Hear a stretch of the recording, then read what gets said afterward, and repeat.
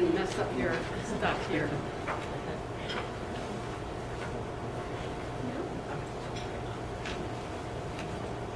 Well, no, these are Bob Purcell's notes. You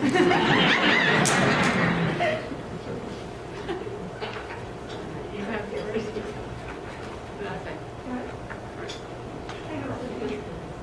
I appreciate it. Yeah. Thank you.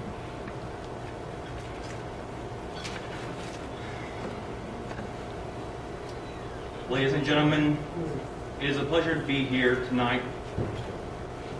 I've had dreams, hopes, and plans. But man plans and God laughs. Instead, he gave me challenges. My name is Parker Thornton, and I am disabled. I was born on November 25th, 1980. When I was 5 days old, I was dying. It was 2 o'clock in the morning. I had stopped breathing twice. The doctors did not know why. I was transferred by mobile hospital to Boston Children's Hospital.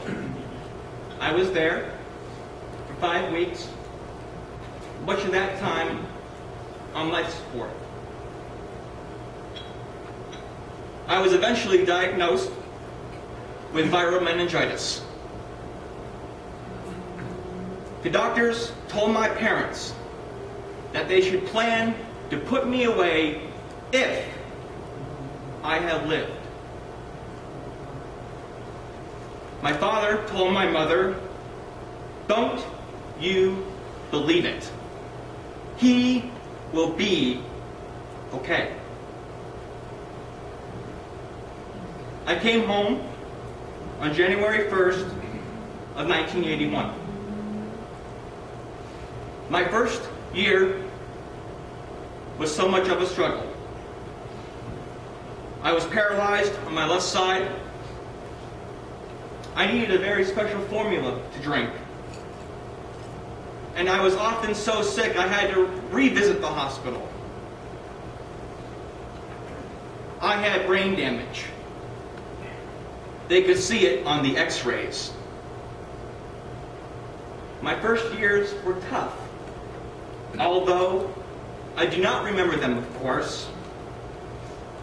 But I think that's when I began to rise. I started special education when I was 9 months old. They helped me walk and talk. They discovered my extent of my disabilities. Math is all but a mystery to me. Truly a mystery. I couldn't tell you what 3 times 3 is without a calculator. That part of my brain was significantly damaged. I have a hard time expressing myself. I know what I want to say, but I kind of ramble on a few times before I get it right. That's why I use notes and a podium and practice, practice, practice. I also have an obsessive-compulsive anxiety disorder, OCD. This is called the Downing disorder. It puts doubts in my head about whether or not I did something wrong, or if I had made the right choice. This, of course, makes me more anxious. It makes it difficult to feel sure about anything.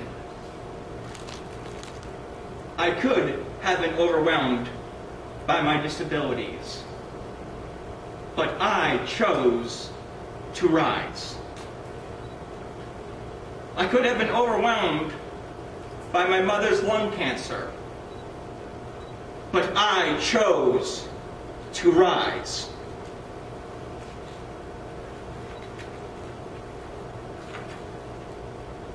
I could have been overwhelmed by my brother's struggle with epilepsy and depression, but I chose to rise. Ladies and gentlemen, despite my disability, anxiety, and challenges in my life, still I rise. I do not allow my personal problems, and I'll repeat that, I do not allow my personal problems to be an excuse, because each problem has a solution. The solution lies first within me. It lies in my faith in God and the belief that He has a beautiful plan for me. It lies in the strength of the support of my loving family and caring community. It lies in the willingness of others to remove their stereotypes of people with disabilities. I chose to rise. I am committed to improving my life and not giving in to the easy way out. I believe in hard work, doing the best I can, and looking to do more than expected. I choose to rise, but I know I am not alone. Without the grace of God, without the nurturing support of my loving parents, without the commitment of educators and those who serve on organizations such as Gateways and Plus Company, I would not have served as the vice president of my class, been the MVP of my basketball team. Without the support of others, I would not have the honor of serving on the board of directors with the Merrimack Friars and also Special Olympics New Hampshire. I would not have also been the current athlete representative for the United States Leadership Council of Special Olympics North America. And I would not have a job that I love with people who respect me at Sauhegan Woods Golf Course. I would not have gone to Africa and dined with the Queen of Morocco. I would not have celebrated Webb Simpson's victory at the Deutsche Bank Golf Tournament with his caddy and my personal friend, Paul Tesori. Nor would I be seriously humbled and honored to share my story with you tonight. But I chose to rise. I am now honored to also introduce my four dear friends who will share with you their story and their choice to rise. Enjoy.